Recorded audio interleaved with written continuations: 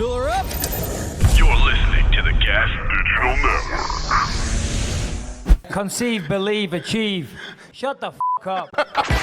You're listening to Believe You Me with Michael the Count Bisping. You know my name yet? And Anthony Lionheart Smith. All right, welcome to the Believe You Me podcast, everybody. As you know, Monday, Arman Tsarukyan left me hanging. Today, no Anthony Smith, no Harrington, no Brian, just me and this guy. Let's go. Arman Tsarukyan. Sorry for Monday, guys. I cried myself. Late. I cried every night, Arman.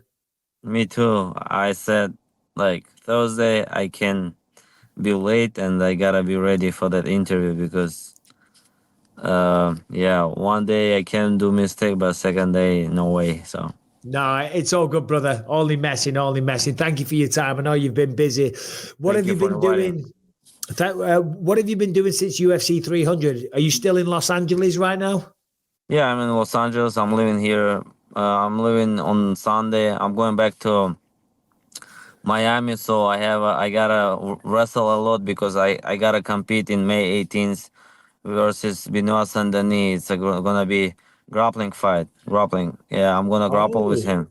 Yeah, it's gonna be like 5 rounds, like every round's 3 minutes, something like that. So, and that's why I gotta start train. I already train, but nothing crazy, like once a day, just chill and train, I mean, I'm no expert. I think I am a little bit, but wrestling, you versus Benoit Saint-Denis, that kind of feels like that's a hard one for Benoit Saint-Denis. That feels like a tough matchup for him. Yeah, for me too. He knows grappling, wrestling, but for me, it's more advantages, because I grew up with wrestling. Yeah, of course. Anyway, let's talk UFC 300, and we've got a lot of things we want to ask you about. You've been going back and forth with Michael Chandler, with Islam Makhachev. But first of all, let's start with Charles Oliveira, UFC 300. Tell me this. You go out there, biggest fight of your career. Correct. You throw a kick, and you fall on the floor, and this guy grabs a hold of your neck. What is going through your mind? I said, holy shit. So he's ready to fight me because he count me, he knew I'm gonna kick with my left kick, and I always kick people and no one do very well defend, but he was ready and he kicked me back and I dropped and he got my that guillotine and I said no way, I'm stuck or what, but hopefully I know how to get out from that position, and so I can escape right away, but I could escape right away, but I thought I don't want to give mount to him, that's why I stuck. I tried to clean my hair, and but clean my head, but I couldn't, and I said okay, the last chance is go to mount and give him mount and then escape from there. It's better than tap and okay, I'm gonna lose position, but I'm not gonna tap and I'm not gonna lose, so that's why. Yeah, congratulations. And then the up kick. Yeah. What about the up kick? How badly were you hurt? The up kick. He kicked you in the head on the ground, right? Did he kick you in the head? Yeah, he kicked me, but it was okay. I felt the kick, but nothing happened. Was okay. So, but doctor asked me something. I more at that moment I more feel the choke than the kick. After that situation, I still was recovering after the choke than the kick. No, it wasn't too hard, so was okay, and that's why I said the ref, can you give me the same position, and so but I would like to finish him, but I couldn't, so that's why in the third round, I was controlling the whole rounds, I strike him, I wrestle him, I control him 4.5 minutes, and last 30 seconds, I guess. I thought, okay, I gotta finish him, jump on his back and try to finish because, when you finish, how you see gonna talk about you, and And my contract is too. If you finish, you're gonna make more money. Oh, And like my coaches was like yelling, don't jump on his back and like don't try to choke him and like just control him and like beat him. I said okay and like jump on his back and like flip from there and like miss the position and yeah he got the darts but like it not nothing it wasn't there and I didn't feel it was tight because I was flat, and from that position it's so difficult to choke. If I tried like get up, he can jump to the guillotine. It could be the same situation like it was in first round. yep, yep. Well, congratulations on beating Charles Oliveira. Not an easy Thank you thing so to do, and a great thank you so performance. much. Thank you so much. Now people When say he is already old and Charles he's not that good anymore. Like who says that? I don't know, like a lot of like people like with Benil Darush also. So you beat like a old like veteran fighter. Why you like trying to fight with Islam or like someone from top five, top one, top two. Like why you call out Gage? Yeah, but It's don't listen to yeah, that. Don't yeah, listen to yeah. that I'm not. bullshit. Yeah, I don't listen, so I do my thing, and I know I'm gonna be a champion, and I can beat everybody in this division. So believe myself, believe on my hard work, and just Yeah. do what I do. As you say, you want to be a champion. You're on a good win streak. You've beaten some big names. You destroyed Beneil Dariush. You've just beat Charles Oliveira. You made your UFC debut on short notice against Islam.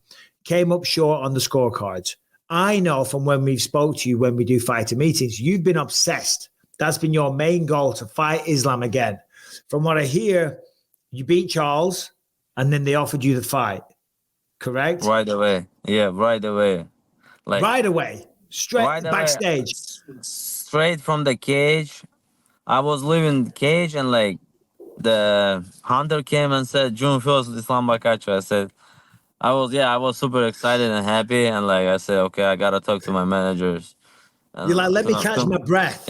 yeah, and it was pretty easy. So we said, okay, we're not gonna do the same mistake like we did in the first fight because I'm on the contender number one. I beat like I'm gonna be number one ranked, so it's no doubt they're gonna give me I'm next on the line. After the Poirier, like Islam gonna fight. Who is win that fight? I'm gonna fight for the title. It's like 100% because who is gonna fight? Next. And okay, we said like we gotta train, get ready, and like you can't fight every year for the belt. Maybe it's like one or two times in your life you're gonna fight for the belt, and I don't wanna miss that opportunity. I mean, like I wanna be ready 100% and after fight or like before fight, like I can say, okay, Arman, you did all things that you have to do, and like you're ready for everything. So you know it's like so difficult to fight for 6 weeks. And Charles Oliveira, he's a tough opponent. Fight was not easy. Also, cut weight trainings. Yeah, it's my dream fight with Islam, but like, yeah, but we didn't go. So, but I know Yeah, like we're gonna fight. It's probably gonna be Islam. We're gonna fight in November, October, and I'm gonna be ready. So I rest now a little bit, and then start to train, go to the mountains, like work on my freestyle wrestling, defensive wrestling.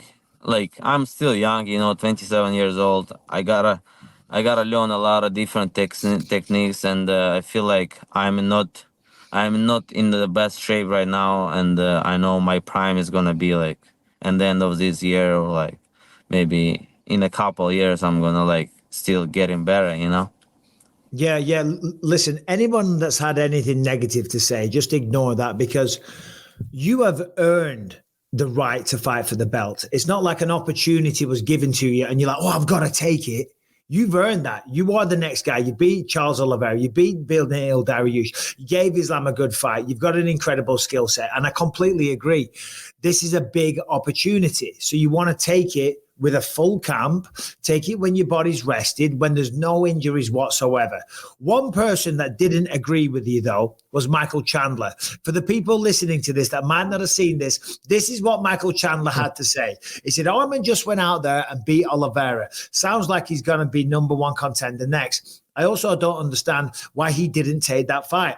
I would have taken it. Man, this sport moves fast. This sport moves very fast. June 1st, you're going to see the lightweight title happen. Then a couple of weeks later, you're going to see Chandler versus McGregor, a fight that's way bigger than that is going to happen. And both guys can make lightweight. Why didn't you take that opportunity, Arman? That's Michael Chandler. That's Michael Chandler. What's your response to that? I already responded to that. Like, I already said, but like I want to say one more thing. I've got it here. I don't expect you to understand, Michael Chandler. We are not on same level. I am here to be the champ. You are just waiting for a paycheck. Yeah.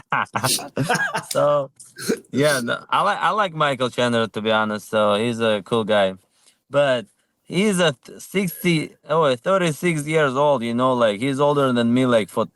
He's older than me. Like 10 years, that's why he's thinking like that. But like I'm young, I know I'm like gonna have a lot of opportunities to fight for the title, I take my time. So but he's gonna fight like 1 year, maximum 2 years. That's why he thinks like that. If like I have a chance, you gotta fight. But like I'm different. That's why like I said, we are on different level. He's fighting for the money, waiting for the Conor McGregor fight.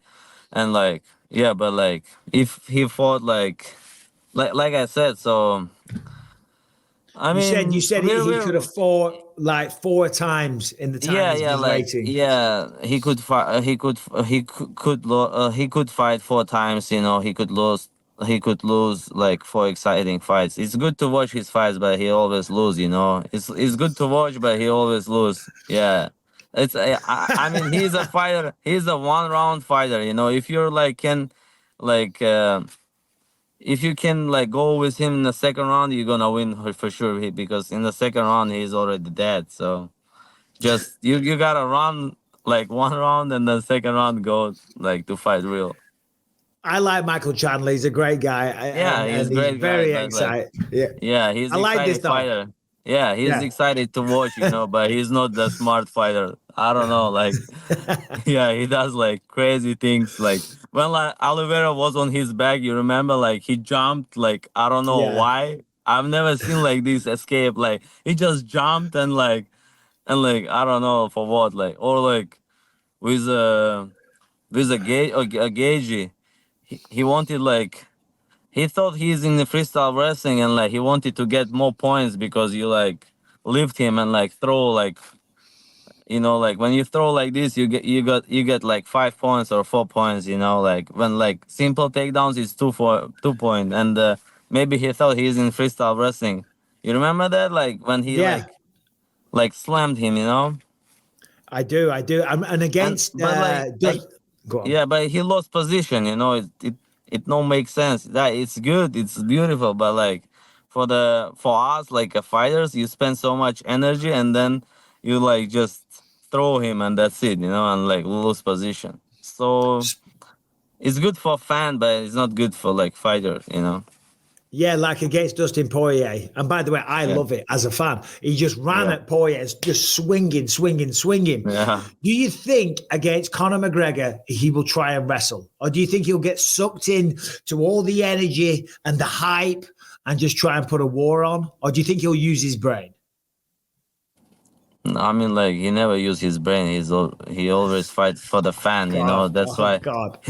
he's gonna like try to knock him out and like he's gonna try to knock him out because he's so dangerous in the first round. I feel like if he can finish Conor in the first round, but like if fight's gonna be like it's gonna be 5 rounds fight, right?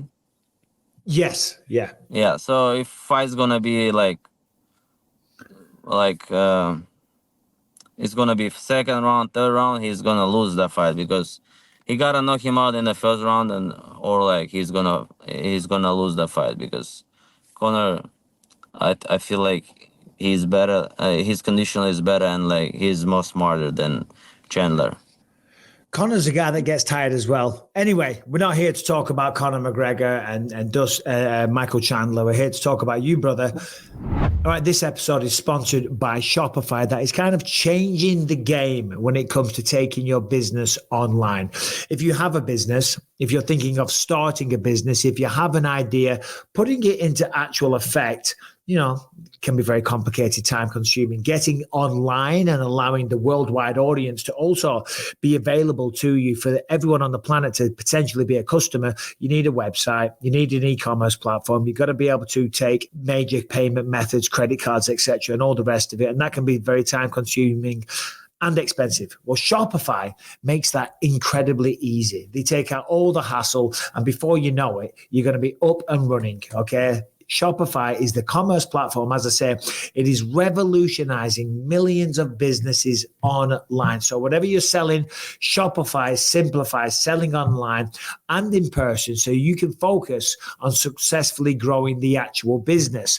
Shopify covers every sales channel. It allows you to sell across all social media marketplaces, TikTok, Facebook, Instagram. It's packed with industry-leading tools so you can ignite your growth. Shopify gives you complete control over your business and your brand, and you don't have to learn any new skills in design or code. And they are there to assist you 24/7 with an extensive business library course as well. Shopify will support your success every single step of the way. So now it's time to get serious and get on Shopify. If you've got a business, get on Shopify. If you've got an idea, realize it, actualize it with Shopify. And right now you can sign up for $1 per month, a trial period at shopify.com/believe, all lowercase, shopify.com/believe to take your business to the next level today. Shopify.com/believe. Let's talk about real fighters, brother. Let's go. Let's do it right now. I want to hear about you. Last time I spoke to you, you were kind of quiet. You know, maybe it's because your English has got better. I'm not sure. But now you're trash talking. You're talking a little bit of shit. I like it. We get to see the personality and we get to see a little bit more of who Arman Tsarukyan is. Is this been a conscious thing or is it just the English getting better? No, I mean when you fight with unranking guy, if you're nobody, like how you can like talk shit about like Michael Chandler, you know, like if you're like fighting with the I don't know, like with guys who is unranking or like just in top 15, you know, but like I said, okay, when I get in top 5 or when I'm gonna be there, I'm gonna talk about everybody and like when you talk, people like say, oh, this guy is real deal. He's not just a damn hooker and like losing everybody and like talk shit, you know? Yeah. No, I understand you. And I agree with you as well. That's why like I'm like trying to show like who I am, you know, like real Arman Tsarukyan. Well, we like it. We like it. What is the sweater you're wearing there? Because last time I saw you, you were dripped head to toe in some very nice designer gear, my friend. It looked like you were wearing the budget of a small country. What are we wearing today? Armenian. It's LA. It's LA Kings. The from okay. LA. Yeah, and nice. this is Armenian. Like a thing. I don't know what's this like. This is the eagle, and this is lion. Nice. Are you a hockey fan? Yeah, I used to play hockey like 12 years. Oh, really? Is hockey big in Armenia? No, it's not big. I raced in Russia, so okay, my bad. I'm Armenian, but like I live in Russia. That's why I lived in a very cold place, and that's why when I was young, I grew up with hockey, you know, and like. I used to play hockey, like, but I couldn't be a good hockey player. That's why? Because I like fighting. When I was young, even. Always getting into fights. Yeah, I can't talk. I just like to fight, you know. But you do it pretty good. And now the talking's catching up. You're doing well. Thank you. Thank you so much. Talk to me about Islam. When you do fight Islam, why is it going to be different now? I do fight with Islam in Abu Dhabi or in Madison Square Garden. Uh, yeah, if he beats Poirier, fight is fight. Never know. Like Poirier can knock him out, but like, yeah, I feel like everybody underestimated the Poirier and like thinking like 100% Islam gonna win, but like it's a fight. You never know. Every punch can land very well, and like everybody like can go to sleep. So that's Of why. course.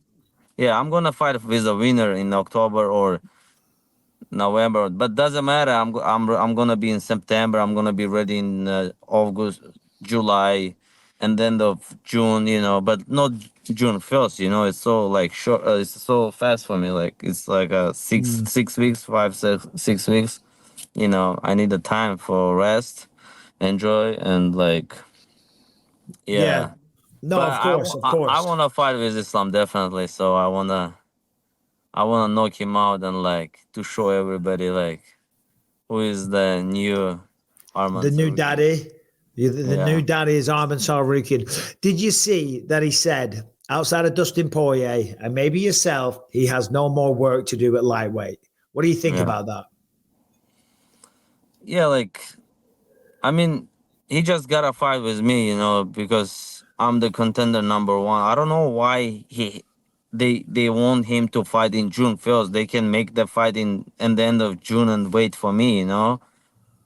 It don't make sense. Like why just he has to fight in June 1st because of what? So they could make the June, I don't know, like any days, but not June 1st, like June or July, I don't know, like 1 month. And Yeah. but it's okay. So one is gonna be ready after the fight. Who is gonna win and when they gonna be ready? So I'm like ready for any days. But I wanna fight this year definitely. I don't wanna wait too much. So hopefully it's gonna be in October or November. Talk to me about, obviously, you were on UFC 300. Justin Gage was on there as well. Justin Gage took on Max Holloway, as we know, and he lost. So now he's not in the title picture at all. Do you think that was a big mistake taking that fight? No, it wasn't a big mistake because he has a belt, so he had a BMF belt, and like, and Islam couldn't fight that time, so that's why he has to fight, and he has to fight, he has to make money, and he's not that young, so and in UFC 300, it's so excited fight. It was so excited fight, Mm. and Max Holloway has a big name also. Uh, yeah, if I was him, I would fight same like he did. It wasn't mistake, and I thought he's gonna win, but like never know. You see, like he lost, and now he gotta win one more fight, and he can jump on the Yeah, I same. agree. I think one more win, and then he's right back in the conversation Yeah. again.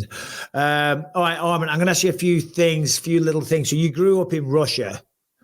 What is your Yes. favorite thing to eat in Russia? I've never been to Russia. What do people eat there? People borscht. They eat borscht. Borscht? Yeah, What it's is a soup. borscht? It's a soup. It's a soup. Yeah, Oh, with it's a soup. meat. I thought you said it's a Yeah, soap. with I'm veg. like, they fucking eat No, soup. soap in Russia. No, it's a soup. Yeah, soup with a veggie meat, and yeah, it's so good in Russia. It's so popular, and it's a cold there. That's why we eat a lot of soup. So we Mm. like and like we drink a lot of tea, Vodka. a lot of vodka. Yeah, Armenian and Russian drink a lot of vodka. Do you like vodka? That is my I drink. If I try not to drink a lot these days, but I'm a vodka guy. Yeah, I just had one time in my life vodka, not vodka chacha. It's like kind of vodka, but like more stronger. I don't drink, I don't smoke, so I just like to eat, enjoy the nature, go to the mountain, go to the beach, so enjoy the vacation.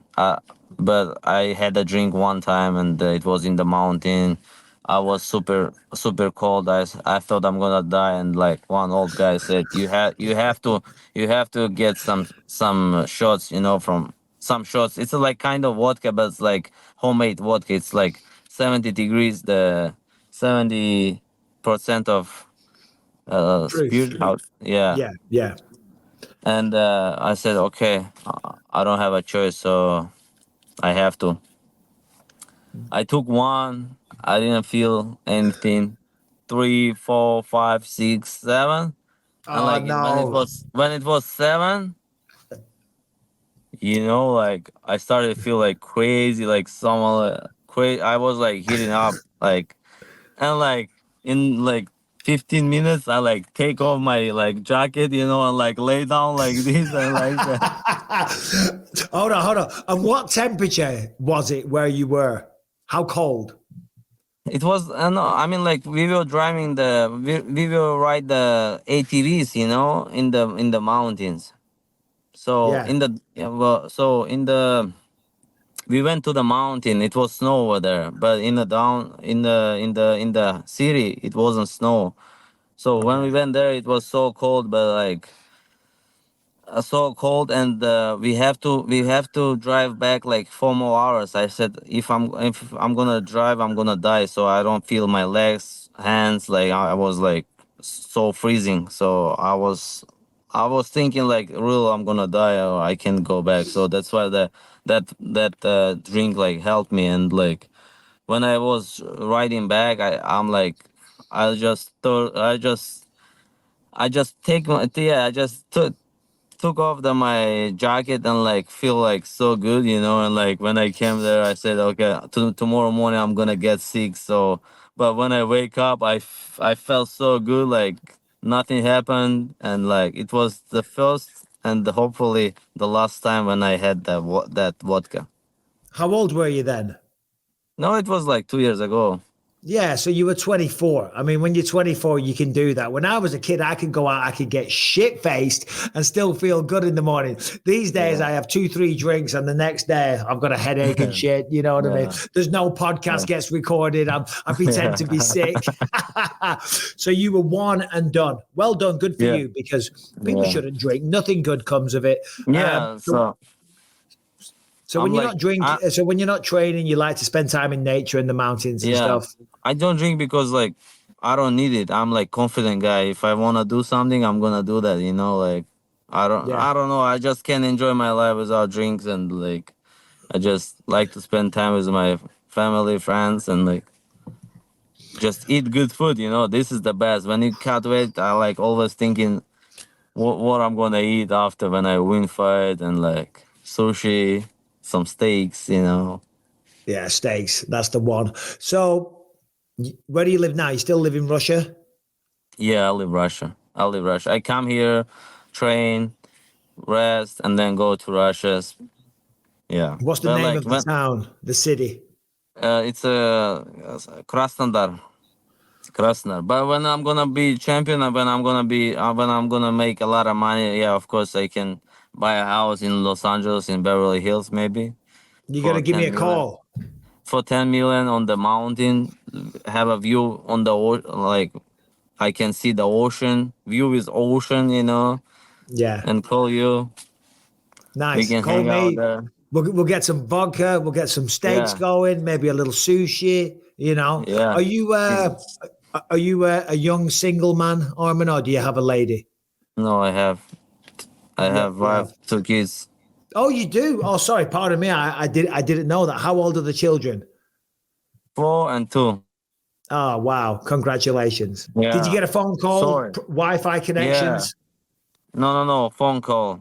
Sorry. See, I expect you to let everybody in your life know, Armin, that you're speaking to the legend. Don't call me. Don't call me when I'm speaking to Bisping. Of course, UFC champion, former UFC champion. When you were a kid growing up, who was your favorite fighter? Fedor? No, Habib. The further, it was the prime of Habib, you know, when I was grew up. So Do that's you have why a relationship? Do you know Khabib? No, we know. I know him, but like not very well. So we don't have. I'm not Yeah. calling. I don't call him and like ask something and like we are not friends. But like I very like how he behaves and like his lifestyle and like yeah. So Yeah, no, he's a very respectable guy and obviously a legend. Do you see this fight with Islam as maybe, because Khabib is known as the GOAT or one of the GOATs. Do you agree with that, by the way? Who would you say is the greatest of all time? John Jones, number one. Okay. It's like no doubt, like 100% John Jones. And then like Habib, he's number five, probably number six. He's in top 10, but like he's not on my list. Like like let's see, like Jones, GSP, Jones, GSP, Anderson, Anderson Silva, Bisping. Demetrius Johnson, Bisping. No, Let's I'm go. joking. I'm joking. I'm joking. No, like who defend like most time like belt, like I've said that. I've said, listen, I have so much respect for Habib. He's undefeated. He was so dominant. But I've said he never defended that many times. yeah, like three And times I it's got nothing. abuse, bro. Your No, it's people, a you three came times. for me. Yeah, it's three times it's nothing. Jones like defended like 15 times or like 12 times, and some Yeah. peers same. Anderson Silva, like Habib has 12 fights or 13 fights in UFC, and John Jones like defended 13 times title. What do you like? Why you compare them? It's like, Yeah. and like if you see the skills, like it's completely different level skills. Habib can strike like Jones. Yeah, Habib is good on the ground and pound, on the control, on the wrestling. But like, if we're gonna see like completely MMA fighter, it's a John Jones and Demetrius Johnson and GSP, like completely MMA fighter. And then it's coming the Anderson Silva because of his striking. His striking is incredible, and like Yeah. Yeah. those four, it's like gold for me, gold. Yeah. And I agree. And I think everybody And does. and I uh, think, number five, definitely it's a Habib because of he's undefeated. He defend like three times, and like he was he had just a couple like hard fights, with the Brazilian guy from my teammates, Gleison Tibau. That was he never took him down, and like yeah, it was pretty close fight. But like in other one, he won everybody. So and he was dominating for on everybody. last question, because I've taken up a lot of your time. And thank you again, Arman. I No appreciate it. problem. Islam has been in the UFC for quite a while now. Of course, he had that one knockout where he lost to Adriano Martins, but he's Yeah. doing incredible things. Do you think the legacy of Islam could or is greater than Habib's? Not the legacy, the achievements, because I think for legacy, Habib he was the first. He will always have a greater legacy and more of an impact. But do you think No, right now Islam is challenging him for that status? not yet because Islam never defended his title with 455ers. Yeah, Yeah, the yeah, yeah the walk is good, but he's too short, small. He's from different divisions, like completely different things. Like 155ers is a different fighters. Okay, we're gonna see. It's gonna be his. We could say like first defend with a real 155er is Poirier. So yeah. and like if we're gonna compare right now, like Habib and Islam, of course, like Habib is here, Islam is here, and like, but like we never know, Islam he still fights, and like he could beat all records, but like I don't let him do that, so I'm here. That's why. Exactly. Exactly. Well, Arman, again, thank you for your time. All the best with everything. When Thank you you buy so the much. house, when you've got the view Yeah, of the oceans, when you've got the yeah. swimming pool, the But infinity pool, one more thing, you you, gotta call. You you, know who? who? To Dana White and say when I'm gonna become champion, you gotta say change contract for Arman Tsarukyan because we gotta hang out on his Beverly Hills house. He wants to buy a house for $10 million. Let's Really? go. I'll call him right now. So you got to change Arman's No, contract. no, no, no. Arman, When I get the title. I'm doing it. I'm in charge.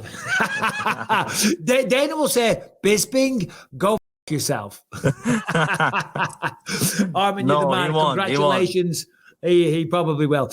Congrats again on the victory over Oliveira, and I look forward to all your future fights. You're a good man. Thank you for your time. Thank you so much. Thank you for your time. Good luck, brother. All the best, Bye-bye. my man. Bye-bye. All right, I'm just quickly going to tell you about Magnesium Breakthrough from Bioptimizers. Did you know that there is one phase of sleep that almost everybody fails to get enough of? And that is the phase of sleep responsible for most of your body's daily rejuvenation, repair, controlling hunger, weight loss hormones, boosting energy, and much more. That is deep sleep. And if you don't get enough, well, listen, you know you're going to struggle the next day. You're going to be tired. You're going to be groggy. You're going to be in a bad mood. You're going to struggle with cravings. You'll have a slow metabolism. You will age prematurely and a bunch of other things, okay? And most people don't get enough of this because they are deficient in magnesium. 80% of the population is. And magnesium increases GABA, which encourages relaxation on a cellular level, which helps you get off to sleep and gets you that deep sleep that is absolutely required. Now, before you go out and just start buying magnesium, you've got to realize that not all magnesiums are the same, okay? Most forms of magnesium only have 1 to 2 forms of the actual magnesium in it, when in reality, your body needs all 7 forms of this essential mineral. That is why I recommend Magnesium Breakthrough. Rebecca and I, we've been taking this for a while. We are sleeping like little babies. I am dreaming some intense, crazy dreams. It's because I'm in deep sleep. Okay. And I'm waking up refreshed the next day. I'm working out like a madman and I'm having a great day. Okay. So that is why you got to try Magnesium Breakthrough. It contains all 7 forms of magnesium. It will calm your mind, help you fall asleep, stay asleep, and wake up refreshed. And the benefits are very, very noticeable. So go to magbreakthrough.com/BYM. Okay. While you're there, there are always amazing. While you're there, in addition to the discount that you will get when you use the promo code BYM, there is always an amazing free gift with the purchase. So that's another reason to shop at Bioptimizers. As I said, the website is magbreakthrough.com/BYM. That will get you a discount. You will also get the free gift, but you will also get the benefits, of good sleep, feeling healthier. It's just generally all around so much better for you, and you're going to sleep like a baby. And you don't need to buy multiple forms of magnesium. If you've tried to buy magnesium, I'm sorry, you'll see there's all different types, citrate, nitrate, this trait, whatever it traits, okay? You just need Bioptimizers Mag Breakthrough. It's got them all. magbreakthrough.com/BYM. Harrington, how very nice of you to join us. I thought it was just me and Arman Tsarukyan. Well, it's a pleasure to be here, Mike, coming from a brand new laptop. So hopefully, no more of this muting mid-sentence. You know, people are going to be cut out during my thoughts. That won't. Okay. All right. That was me. I muted him. Oh, you muted him. Oh, that was hilarious. I'm going to say, Harrington's been splashing out. Look at this guy. He's absolutely loaded. Thank you all for being here. And thank you to Arman Tsarukyan. Arman, talking a little bit of shit there. I like it. That's what you got to do. And you know what? I really agreed with his point, saying, listen, when he was fighting up and coming guys, he's like, I can't talk shit, but now he's in the thick of it. Now he's in the deep end. It makes all the sense in the world. So fair play. That's what you got to do in this modern day and age. Speaking of modern days and modern ages, I don't know, that's not really a good segue. UFC Manchester has just been announced, and people are very excited. Some people are also very frustrated. I woke up this morning, saw it plastered all over social media. I've known about this for some time, but because my flights have been booked for a while. I'm a commentator. I can't talk about those things. But I got a lot of DMs of people giving me shit. Bisping, you're a sellout if you agree that we're not getting effed over in Manchester. This is bullshit. The time zone and all the rest of it, and the fighters and blah, blah, blah, blah, blah. And there's a fair bit of that online as well. It's like, guys, look, listen. Number one, I'm going to be very grateful that we're bringing a pay-per-view to Manchester, right? It's incredibly exciting, as British MMA fans. For the fighters, yeah, look, listen, in a perfect world, you fight at regular time. But I did it when I defended my title there. And I was very, very proud to do that. The reality is it's an American company, and the time zone is dominated by the California audience on the West Coast. So they cater it to that. And I saw a lot of people saying, yeah, the British fans deserve more. And listen, I totally get that and I totally resonate with it. But there's a lot more to it. Obviously they did the Leon versus Kamaru 2, I think at regular times. I don't know how that performed. Maybe it performed great. Maybe it performed terrible. I don't know. But I think a lot of people just expect Saturday nights for the pay-per-view. So maybe some of the audience just weren't aware. There's probably also, I don't know this, but there's probably TV contracts. There will be contracts in place. You know what I'm saying? And ESPN are a big, big player in all of that stuff. So I don't think it's a case of them just going, bollocks, screw the UK fans. They don't deserve. They're like, no, we want to put a show on in Manchester. We want to bring a pay-per-view. We want to bring the big stars there. And certainly now with 2 champions, it makes all the sense. But there's also certain limitations. So I feel you're paying to a certain degree. But guys, I said to Callum, it's his birthday today. I said, because he's doing this new job and he's a little bored and this and that. I'm like, dude, be grateful for the position that you're in life. You work for a Fortune 500 company. You're 23 years old today, right? You've got a great life. You've got your health. Everything's fantastic. Be grateful. So any of you pricks that DM'd me abuse, just be grateful, okay? Just like I'm grateful to speak to the great Mike Harrington. I got a fair bit of that too. I'm actually I've been inducted into a group of MMA hooligans from that side of the pond, and they were going off about this nonstop, right? It was just walls and walls of text about how unfair this is. And I had to point out to these guys, like, there are dudes in Australia who woke up at 7 a.m. to go to a pay-per-view. You know what I mean? Like, at least you get to get your drink on from the night before. You don't have to wake up at daybreak and do eggs in UFC, like time constraints are what they are wherever in the world. Couple of toots will do you right. Yeah, there you go. Main event, co-main event, Leon Tom. Not sure which way round that's going to be. I would assume because Leon is the undisputed that he would probably top the bill, but who knows? Leon versus Bilal, it's got to be. Right, Bilal, he has more than stated his case, okay? And he's more than earned it, to be fair. I forget the win streak that he's on, but it's a lot. So fair play to him. It'll probably be Bilal Leon. Tom Aspinall, if I had to make a guess, there's 2 front runners, Cyril Gane, Curtis Blades. Curtis Blades, obviously, Tom wants that one back. Cyril Gane has been calling for that fight for a while as well. So they're both intriguing matchups. Go on.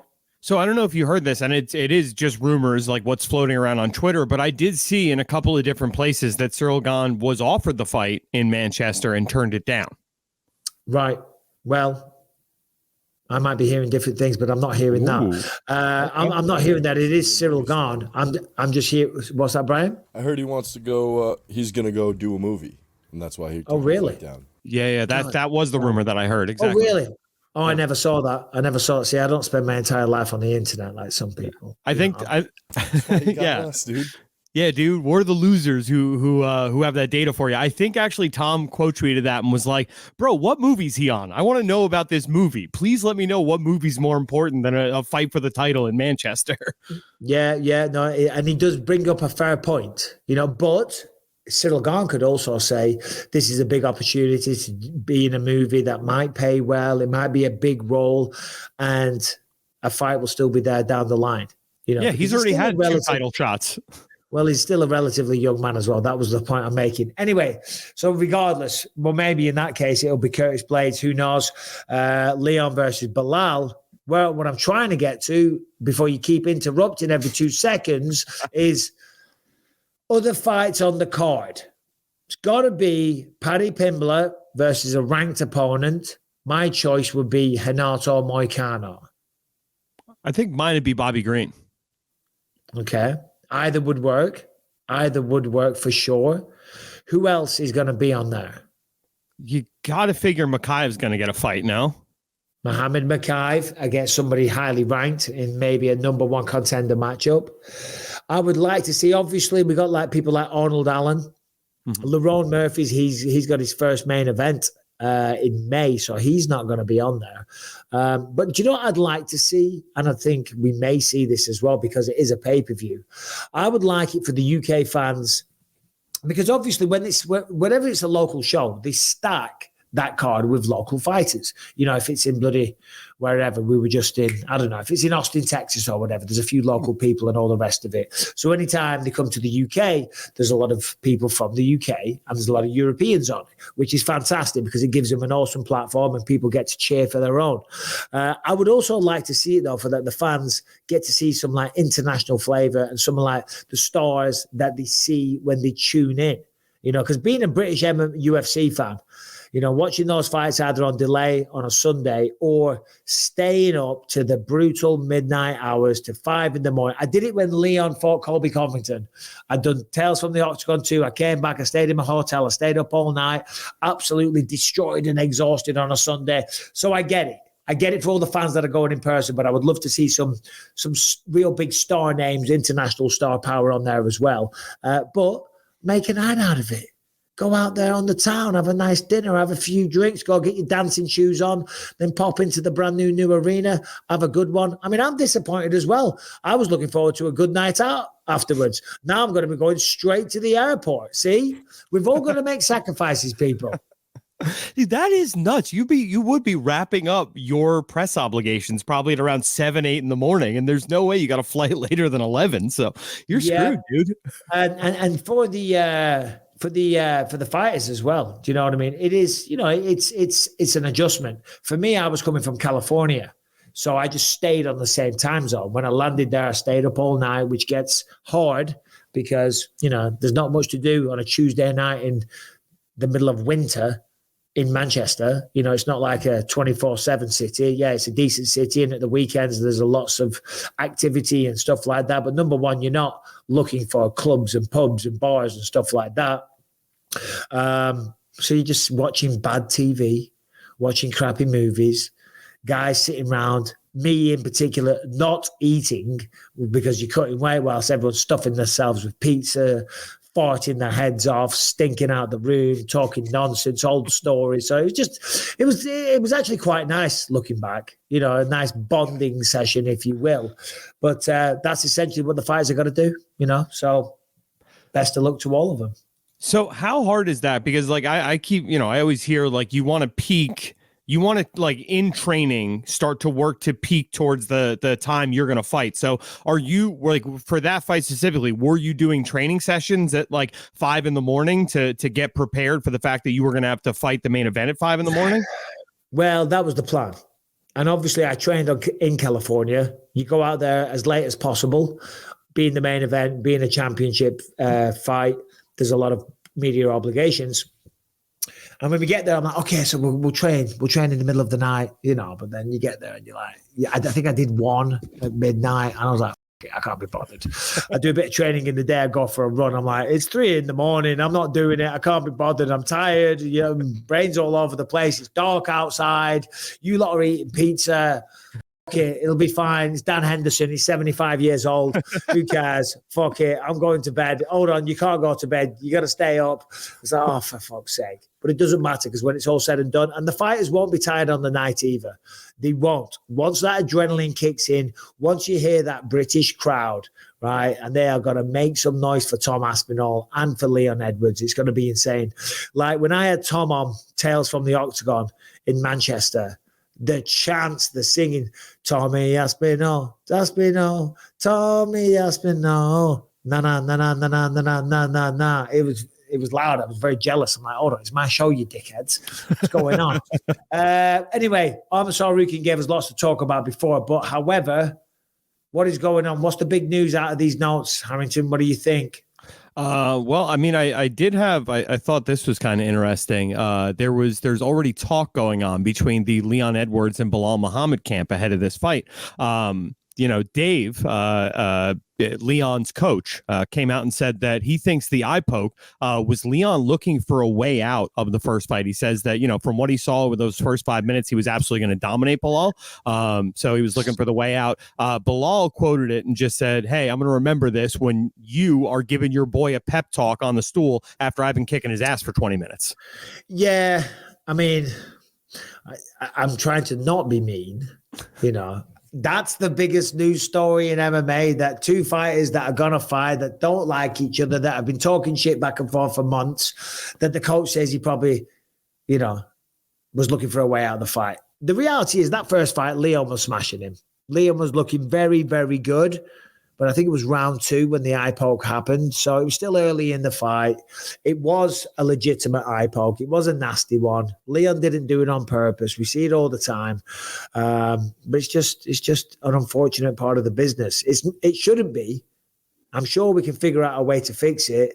But it was a bad eye poke. I don't think Bilal, because I think I was calling that fight. I remember the sound of Bilal when the eye poke happened, him screaming, and that isn't like a delayed thing. It was like, ah, and he just like fell on the ground, like violently turned away. Do you know what I'm saying? So it was a bad one. It was a nasty one, but he was getting pieced up.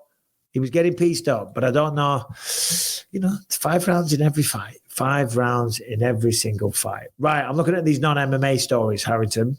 Okay. I don't recognize any of the ones that I sent to you. Okay. But so I got on, 2. Give me number one. Because it parlays into what I texted you earlier. Yes, sir. So a flight from Britain to Turkey. It doesn't say exactly where in Turkey they were going, but it does seem like it was a golf vacation. This flight full of British lads happened to manage to drink the plane dry of all wine and beer 25 minutes into the flight. God bless. See, that's what I'm talking about. Right. Flying the flag, literally 50,000 feet or 40,000. God bless him. Where was the flight going to? Do you know what airline it was? Because I'll tell you what. Go on. It was like one of those, like NextJet or Jet2, like a economy airline that does like a couple trips a day from England to Turkey. See, now it all makes sense, because I'm not going to say on an American flight, but on an American flight, they're not forthcoming with the alcohol. And by the way, I'm not glamorizing drinking. I just think it's funny, but that's what a bunch of British lads are going to do. When they get together and they're going off on holiday and whatever, they start drinking very early. But because it's a budget airline, they're selling the booze. You know what I'm saying? Because on a plane where it's like long haul or whatever, it's free drinks. They'll give you 2 or 3, and then they'll start getting stingy, and then they'll cut you off. Sir, we think you've had enough, but because they're selling it, that's the only reason they sold out in 25 minutes, because they were making a profit. If they weren't, they'd be like, no, we're cutting you off. Fair play. But I sent you that little Instagram post. What did that say? I believe it was that 50% of British teens 13 years or younger say that they have gotten drunk at least once. So heavy drinkers early. Yeah, no. But what was the headline of the meme? What was it? It was like binge. I forget what it was. That was the post. I sent it to the you. The UK, right? Thank you. This is the headline. The UK has the worst rate of child alcohol consumption in the world, with more than half of children having drunk by the age of 13. Thank you, Brian. I appreciate that. Which we have a laugh and we get silly, but it is a difference in culture, because binge drinking in the UK is just a part of life. It really is. Like, I don't know. I mean, in California, where I live, it doesn't seem like that is the culture. I don't know what it's like in New York, and obviously there's many different people and many different areas all over the country. But in the UK, certainly. Yeah, no, I think I can speak for definitely working class people. They live for the weekend. They go and get shit-faced drunk, and that's that. That's That's just what they do at the weekend. I'm not saying that's a blanket statement. It's not everybody. And I'm not saying it's a good thing. I'm just saying it's an observation. And I'm glad that we've come out here and live in California where that's not the way. Callum doesn't do it. Ellie doesn't do it. I sure as hell hope Lucas doesn't do it. He's 13. But there's a big, I mean, don't get me wrong. I've been in many a club where people are up, of course, I'm saying, but it's not all they do every Friday and Saturday, sometimes every Thursday, Friday, Saturday, and Sunday. Well, especially on the West Coast where you are, where you know, like the I bet there's more vegans per capita in California than there are in England too, right? Like people are just more health conscious in a different way around where you're at. But I know my high school, when I think was a sophomore, we ranked number 2 in the country of all high schools as far as teen drinking goes, and a lot of that just has to do with like the way you report, right? Like, so if you're going to narc on yourself and say, yeah, dude, we throw keg parties every weekend, unlike every other high school in America, like that is going to make it seem like you guys are drinking way more than the average. So maybe English kids are just more honest about it. But I did know, I want to note this. When I was 16, I took a trip to London as a class trip. And the rule of thumb there was if you can see over the bar, you can order at it. I had no fake ID. And I think I got drunk 11 days out of 12. Well, that's what I was going to say in the UK. Just come and join. The UK, the drinking age is 18. So obviously, you know, children get exposed to it way earlier because, you know, we're all faking our age when we're a certain age, aren't we, babe? I never did that. Yeah, you did. Don't lie. I didn't. We're just talking about the drinking culture in the UK. Yeah. What was it? UK was listed as the worst country in the world. What was that headline? For teen drinking. Highest rate of teen drinking anywhere in the world. And I was just saying how it seems here, and maybe I'm wrong, and predominantly this podcast is an American audience, predominantly, UK second. Don't worry, I haven't forgot about you people, but they might be sitting there shit-faced right now listening to this and thinking, you don't know what you're talking about. But the drink culture certainly does seem to be different, doesn't it? Yeah, no, it does. They start younger.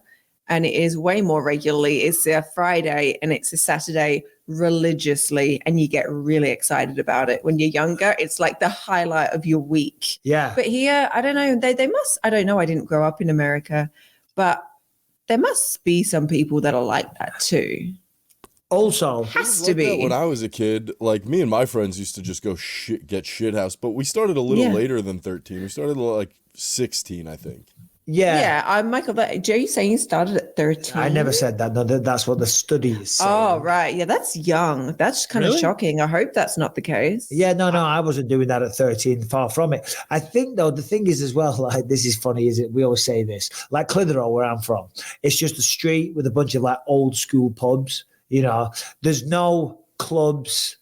Well, in fact, there is no nightclub. There's nothing like it. You know what I mean? That comes close to a nightclub. It's just like old school, like geezers pubs, you know, like proper boozers, and everyone, like the youngsters, the girls, it's hilarious. It can be pouring down with rain, -3 outside, blowing a gale, and they are dressed up to the nines, tiny little mini skirts, not a coat in sight, shit-faced, falling all over the street, throwing up. I did it. You did? I did it. Not the mini dresses, but I like a tiny top, no jacket.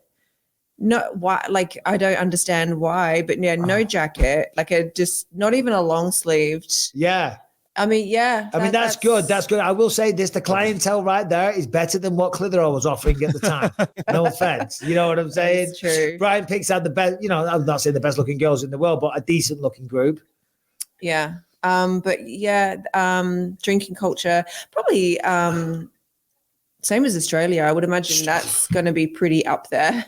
Australia is exactly the same. They like a good drink too. And it's 18 there as well. It is 18. So I think the correlation is because it's 21 out here. And I now, as a father and as an adult, of course, I think 21's the correct age because I disagree. Well, let me finish my point first, and then you can politely disagree. Okay. Because everybody cheats, or like, you know, they push the limit. They're trying to get served before you're 21 and stuff like that. Fake IDs, whatever. If you look old enough, it'll pass.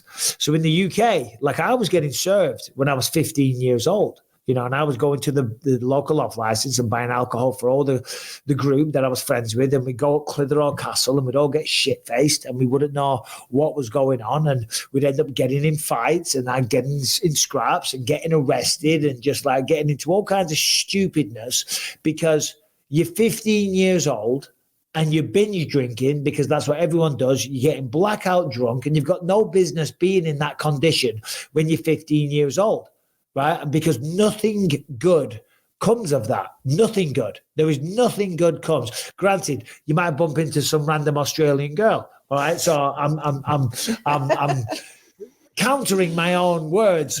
But you weren't 15 though. No, I wasn't, but you know what I mean. Thank God. Thank God. No offense. I don't think I would have liked you. Well, when you would have been 13 or 14. Yeah, you wouldn't have liked me at 15, definitely not. No. But the point is, so when you're in America and you're trying to do the same thing, you're going to be 19, 20. You know what I'm saying? At least then the brain's a little bit more mature. It's a little bit more evolved. You can handle things a little bit better. So, a few of the rules in America I think are insane, but that's one I do like. Yeah, and it's like, look, if these kids, if there's a will, there's a way, right? Like, despite it being 21, like I said, I think at 12 years old, my friends and I used to race to see who'd be the first to finish 6 beers, like that was like a big like man point for you. If you could get 6 beers down and not puke before we were in high school. Bullshit. Yeah. I'm sorry. We used to play Edward 40 hands. And people would either piss their pants or finish their beers. What the hell is Edward 40 hands? Hold on, it involves a 40-ounce bottle of It involves beer. 2 40-ounce bottles of beer and some duct tape. And your friends duct tape those 40 ounces of bottle of beer in your hand. And you cannot be released until that bottle is empty. So I take back everything I said about binge drinking in America. I was going to say, you are completely undoing everything he just said. Yeah, well, no, it's like we live in la-di-da, fancy pants, Orange County. You know what I mean? Yeah, it's happening out here. We just don't see it. We live in a complete bubble here. Like, No, all the kids are taking Xanax and opioids and bloody fentanyl. Do you know what I mean? So they don't need drinking too. They don't need alcohol. They don't need alcohol. They've got all the drugs they want. They do, especially in the bloody rich areas. Anyway. Yeah, I don't think 21 kind of really helps in that respect. And back to Brian Harrington, it didn't stop them. So I think some laws should be changed to 21, but I think drinking's fine at 18. I do think there is like a certain amount of people who it curbed, and it definitely got them to start a little bit later, having the age range be 21. Like I do know people who went through all of high school without touching a drop. So, well, Ellie's 21 now, and she doesn't go out, does she? No, because she got it out of her system when she was 17. She got it out of the system when she was about 15, 16. Not getting hammered drunk, although she was a little bit drunk a couple of times. Shit-faced one time.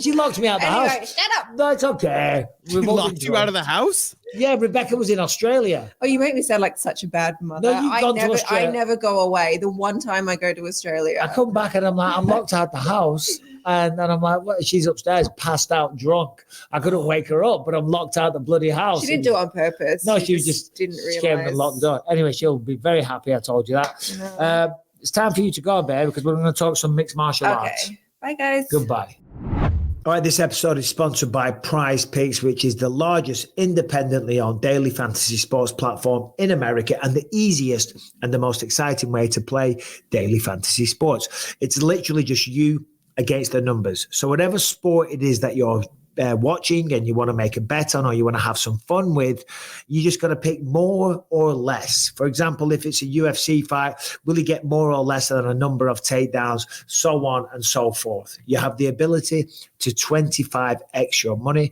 You can turn $10 into $250 with just a few taps. It is so easy. It's very engaging. It's very fun. And even a moron can play this game. And it will make whatever you are watching so much better. And this weekend, if you're getting in on a bit of the old basketball action, here's an example for you. Josh Hart, will he get more or less than 13.5 points?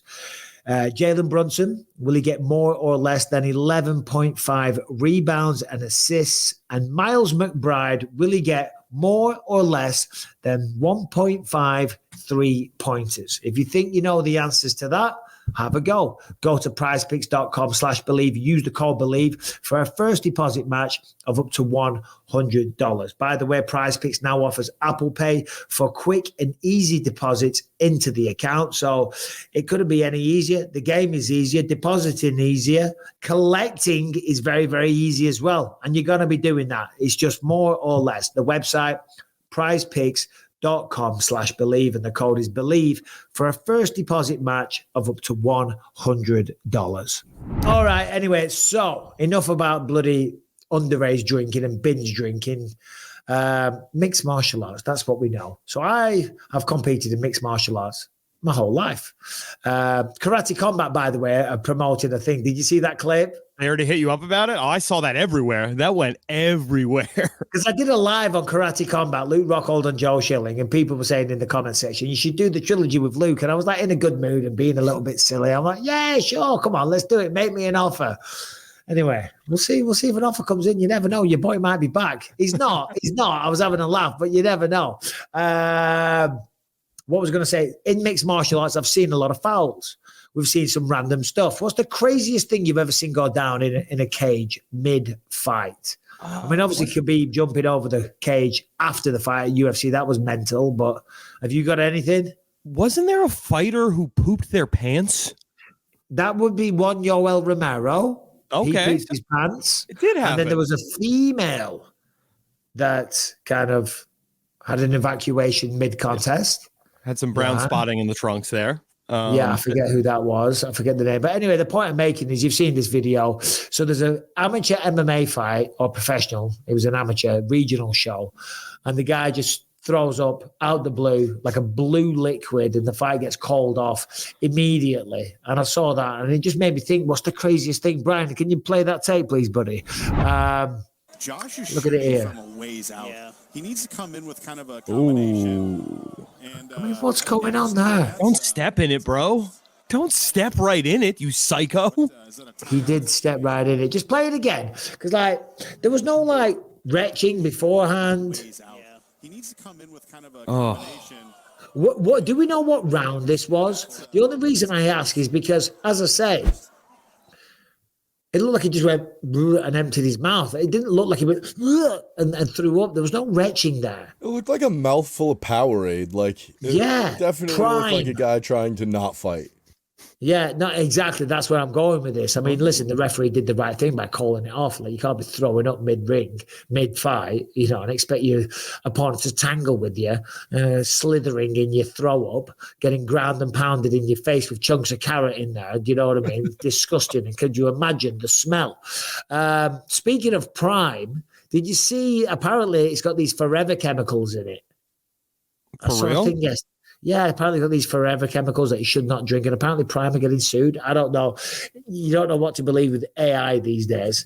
I know nothing about it, but anyway, that looks like Prime to me, or something like that. I can't think what other reason why you would have blue liquid in your mouth. Yeah, it's got to be some kind of sports drink, and most likely, probably Prime. I mean, it's on Triller. They, their association with the Pauls, so it makes sense. Was that fight on Triller? It was on Triller, yeah. It was Dynasty Warrior 7, I believe it was. Oh, I missed 6. God damn. Dynasty Warrior 7? They're on 7 already? They're knocking out the events. Jesus Christ, man. Did you, obviously you're known for having incredible cardio, and like you said, you've been doing mixed martial arts your whole life, but did you ever have a point, when you were first early on, where that was hitting you, where the pukes ccame in? No, not really. Don't get me wrong. I'm not saying I never got tired. Of course I did. I got extremely tired, and I learned the hard way.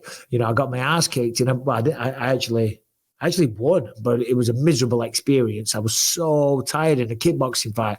I've said it before many times. It went 8 rounds. First 4, I tried to kill him. I didn't. The next 4, I just got kicked to shit for 4 rounds, and I learned my lesson. That's why I was saying to Anthony on Thursday, the cardio. The cardio is so important, and I know I've said this a million times, but I do hope Anthony is smashing it on the cardio front, because it doesn't matter how good his skills are. It doesn't matter how good Vito Petrino is. Once you start getting halfway through that second round, you're generally tired. Even if you're incredibly fit, you're still going to be tired. You're still going to make mistakes. You're still going to get a little bit sloppy. You still get distracted. And if you're breathing like that, it takes forefront of everything. It's the number one thing that you're thinking about. All you're thinking of is, can we stop for a second so I can catch my breath? Because right now I haven't got the strength to fight you, to push you off, to defend guard, to check a leg kick, to stop a takedown, to sprawl, to get back to my feet. If you're tired, that's it. It's over. Forget about it. And as the fight gets closer and closer, I get more and more nervous, you know. Oh, dear. UFC 301 just around the corner, though. That came around quickly. Dude, it's you know, I think we had a week off, then we got a fight night, then boom, right back into it. Like they are not taking it easy on us. Speaking of Prime, our sugary drinks, we'll just discuss this quickly here. A New York City law states that all items with over 50 grams of added sugars will now have a warning label akin to warnings on cigarette packages. Yeah, so it's going to be like a big thing that shows like how many extra scoops of sugar. So I think at 50 grams, it's 1 giant scoop. 100 grams, it's like 2 giant scoops. And the idea is to just tell people, hey, just so you know, if you are consuming this, there is like a decent chance of diabetes, heart disease, et cetera, et cetera. And I think it makes sense the same way they have it on cigarette labels. It makes perfect sense because sugar is it's a beautiful thing. Don't get me wrong. I've got a sweet tooth. I love ice cream. I'm on a diet right now. I've got a movie role coming up, so I'm trying to like diet early. I still find myself dipping the spoon in the ice cream. I just have a couple of scoops. And Rebecca buys these chocolate covered cashews. I can't resist them. I keep saying, stop buying those cashews. She says, I don't buy them for you. I'm like, yeah, but I need them. I'm the only one. I'm going through 3/4 of them. I've got a sweet tooth, so I get it. But I think a lot of people just have no idea the amount of sugar that's hidden in foods. They just have absolutely no idea. So if you put on a label like that, and a lot of the time, it's not even going to be the kids, it'll be the parents. The parents don't realize, I mean, the cereals, the orange juices, and just the sodas and all the rest of it, not to mention candy and all that kind of crap. Dude, of course, that's obvious. I'm seeing it now with baby food. Dude, with these package of baby food, some of them have like 20 to 30 grams of sugar. My baby weighs 30 pounds. She can't process that much sugar. There's no way. I don't necessarily have an issue with it. I mean, I'm no nutritionist, so I don't know the science of it. But another word for sugars is carbs, and there's refined and unrefined, and there's processed sugars. So processed sugar, you don't really want to be taking in. But for a baby, I'd say any kind of fuel. Get that fucker growing. That's like when Lucas goes training, he does 2 hours of training. He does an hour of jiu-jitsu or wrestling and an hour of striking. And then like Monday, she cooked us a nice steak with carrots and mushrooms. I said, all right, are you going to do some rice or something, some mac and cheese for Lucas? She goes, no, he's fine. I'm like, babe, he's 13 years old. He needs carbohydrate to go with that, especially when he just trained for 2 hours. She said, no, he'll be fine. He doesn't care. I'm like, babe, shut up. Someone that was an athlete for most of my life, he needs to recover. And on top of that, he's 13 and he's growing. So anyway, I think your baby will be fine as long as it's not terrible. But I think it's most of the parents. Most people don't know. And they make it extra confusing as well, because then when you look at the sugar in the ingredients on the back, it'll say per serving. You know what I mean? So it's a little misleading. And then you figure out, hold on a minute, there's 10 servings in this pack. You know what I mean? And also another bullshit one is the net carbs. When you reduce so there's a scam where, I say a scam, that's a strong term, but they say things are low carb because the net carbs in this, if you reduce the amount of fiber grams, that comes off the carbs and it's just the net carbs. Yeah. Apparently alcohols too. There's what? Sugar alcohols, you can do that too. What do you mean? So like, if there's a sweetener in there that's like 26 grams of sugar, but it's sugar alcohols and not proper sugar, that gets, you can take that off the net carbs on the label packaging, even though it sends the same serious? to your body. Yep. And people fall for that. Yep.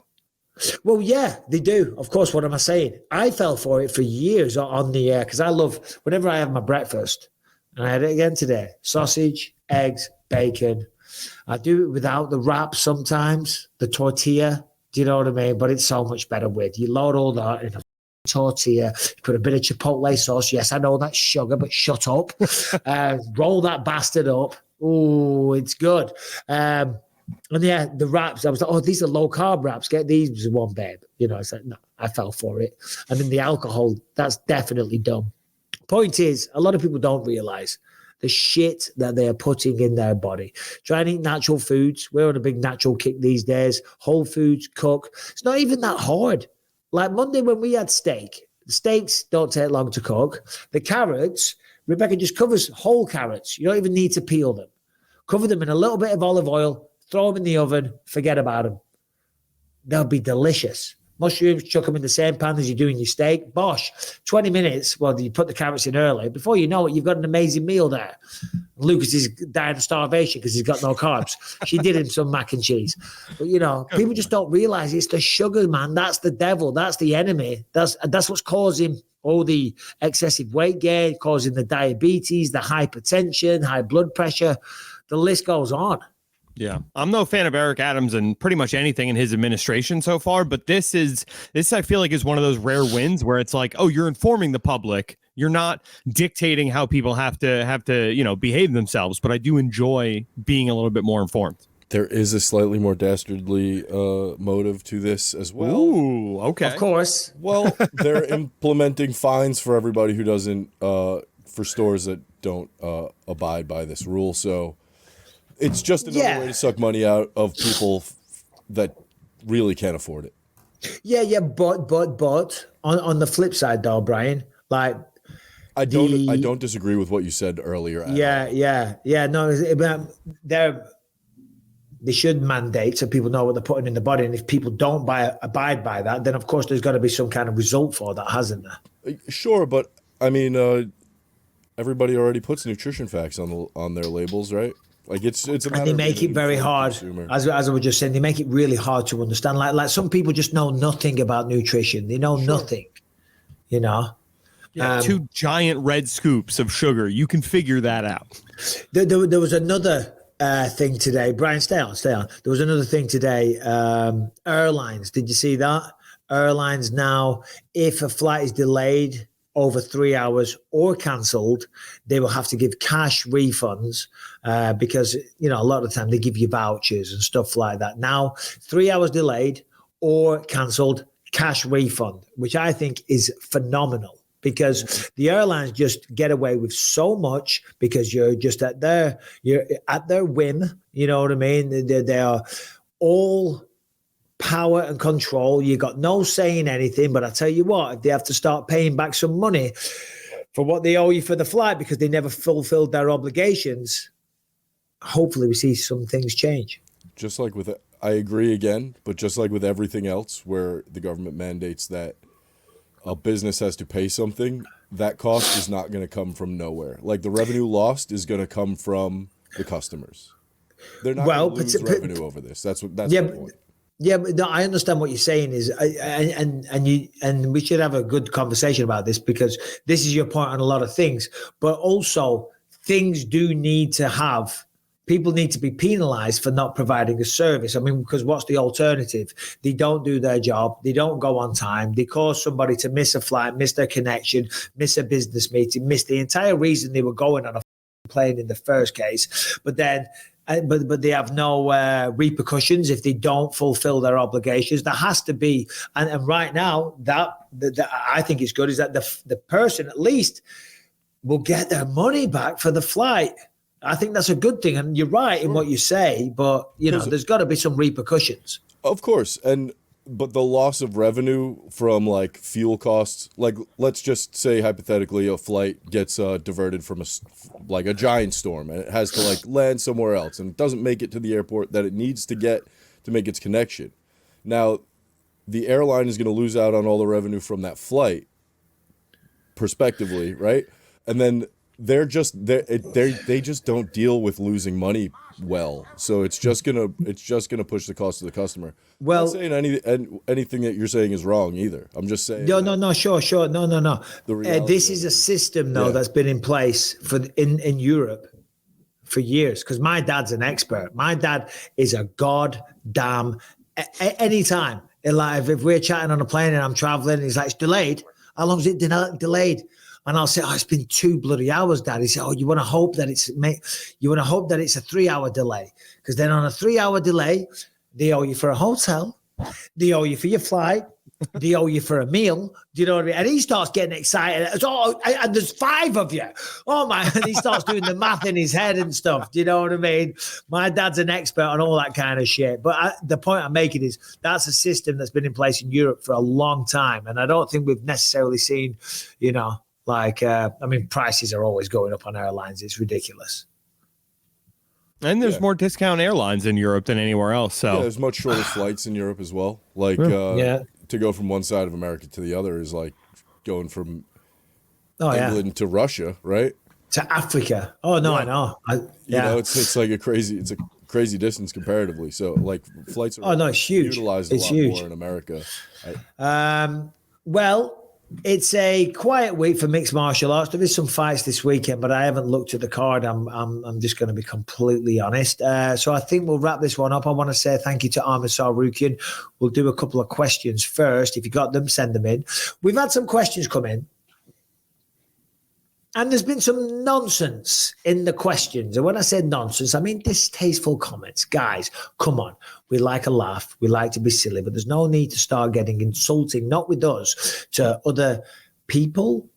We're not gonna read out insults. We're not gonna read out racial things, racial slurs and stuff like that. There's been some wild stuff coming in. So Brian said there was a really good question, and then it just did a U-turn real quick and into something else. And so anyway, none of that stuff, but good questions, please, about mixed martial arts, about life, and whatever you got. Hit me at bympod@gmail.com. And if you're listening on iTunes, Spotify, or wherever you find podcasts, make sure you subscribe. Leave us a 5-star rating, positive review on those platforms. It really helps us out. If you're watching on YouTube, make sure you subscribe to the channel and you hit that notification bell to find out whenever a new video drops. And if you want to catch over 500 episodes you can't find anywhere else, completely ad-free and totally uncensored, head to gasdigital.com. Use the promo code BYM14. Get a 2-week free trial and check out over 20 great shows on the network. All right, so the first question we got here today is from this guy named Wonger. What's up, Mike? What's up, Anthony? Brian, Harrington? I'm just out here doing my dues, delivering these packages. But my question is, I'm going to my first ever UFC event, UFC 302 in New Jersey, to see the Diamond, Dustin Poirier, become the undisputed lightweight champion of the world. But my question is, what should I expect when I'm there? Is there anything I should do? Just give me a little advice of what to really expect from my first ever UFC event, let alone being a pay-per-view, something I've been wanting to do forever. Finally, the opportunity presented itself, and I'm making it happen. I'm so excited. I cannot wait. It'd be awesome to maybe run into one of you guys there, but I understand if you guys are there, you're going to be busy anyway. But who cares? But yeah, so if you guys give me a quick shout back on that, it'd be awesome. Thank you, Harrington. Anthony, go get this dub, boy. Let's go. Take care, guys. Let's go indeed. Wonger, thank you for the question. This sounds like really bad. Most of the time I've been to the UFC isn't necessarily as a fan. I've either been fighting or I'm working. I have been to a few events as a fan, and I that's my favorite way to attend, as a fan. No work obligations whatsoever. Sit there like we did at MSG last year. Sit there and enjoy the fights, have a cocktail, and just enjoy it. It's great. It's amazing. Most of the time, I've got my work hat on though. What suggestions have you? I tell you what to expect. Certainly with it being a pay-per-view, with it being Islam versus Dustin, with it being Sean Strickland and Paulo Costa. Do we have any other announcements on that card, by the way? Yeah, there are a few. I know, for instance, like Mickey Gall versus Val Woodburn is on that card. Oh, yeah. I'm trying to see who else. We have Brandy Brown versus Dos Santos, Cesar Almeida versus Roman Kopylov, Nico Price versus Jeremiah Wells, Jalton Almeida versus Romanov is on that card. Pretty fun fight. Delidze versus Anthony Fluffy Hernandez. Ooh. What else? Grant Dawson, Joe Selecki, Phil Rowe, Jake Matthews. That's a good fight. Yeah. Phil Roll, Basil Havers. That's a tough fight. Oh, sorry, no, Mickey Gall, Basil Havers, should I say. Expect to be thoroughly entertained. Expect Bruce Buffer to blow your mind. Expect the feeling when the entire crowd all goes, it's time to just be like, yeah, let's go, full of excitement. This sounds like I'm being a company guy again, but you, Brian, you've been there. Harrington, you've been there. When it starts, when they play that highlight package, when the Who comes on, Baba O'Reilly, right? It gives you chills, man. It's amazing. It might be the closest thing I've really come to like a religious experience, like where people are like in mega churches and they're like, oh my God, like that's kind of what it feels like when the UFC like kicks off the event. Yeah, do you know what? That's a really good way of putting it. Not from a religious standpoint, but in terms of like how people become so engrossed in it. Because you're absolutely right. And when it's a special fight card, which that will be, and it is going to be, when it's a pay-per-view of that magnitude, you feel the specialness. I mean, UFC 300 was something ridiculous to be there, you know, to use the expression. It was palpable, the atmosphere in the air, but it really was. That's what you got to expect, buddy. That's what you got to expect. You two, as fans, any suggestions for him? Oh, I'm all over this one.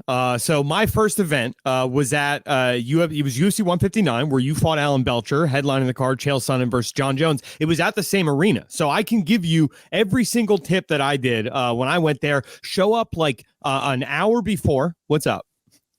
If you want to do every single tip, maybe you could shoot him a DM, but go give him a condensed version of tips. I would say show up an hour before the first fight even happens, because typically for a pay-per-view like this, there's going to be meet and greets outside. And I know I got to meet Gilbert Melendez and a couple of other really cool guys early on. You'll see a lot of fighters showing up that early, just walking around the hallways. Typically there's like, you know, some cell phone company or some company is going to have a belt. You'll be able to take a picture with the belt, get the first run at the like for your first event. Be there from the first fight on the prelims on, right? Because there are fights I can remember where, you know, that first, second fight way down on the card in person was so sick. And I'm so happy that I got there as early as I did. And yeah, as Michael was saying, make sure you are in your seats. Don't take a piss break. Don't go and get food for when they're making the transition from prelims to the main card, because as soon as the opening licks of Baba O'Reilly hit, you're in for the next 3.5 minutes. You're not taking your eyes off that screen. I promise you. Yeah, no, I'm very well said there, because some valuable tips as well. And enjoy it, man, and get there early. I mean, the thing is, the cool kids in Vegas, they get there, you know, sometimes before the co-main event even starts. Rebecca, we always have this. She wants to get there later on because she's not that big of a fan. And when Callum was younger, he wanted to be there super early. Even on the nights when I was fighting, Rebecca didn't want to get there till about the co-main event, and Callum would be pulling his hair out, literally. You're going, Mom, are you serious? Because he was a mega fan. Max Holloway's fighting Ricardo Lamas. Let's go. As he got older, he would go by himself, you know, and just go down there to the arena by himself. But yeah, that used to piss him off big time. Speaking of which, please join me in wishing Callum Bisping a happy 23rd birthday today. 23 years old. Feels like yesterday, living in San Francisco, living his life. I'm really proud of the person he is. And I was texting him before because he's doing this job, you know, and he's a little, it's a good job and he likes it and he likes the people, but he's a bit like, is this going to be it for the rest of my life? And I'm like, well, son, you're learning experiences, and he's very happy where he works, in case they're listening. He is happy where he works and he gets paid decently for his first ever job. It's fantastic.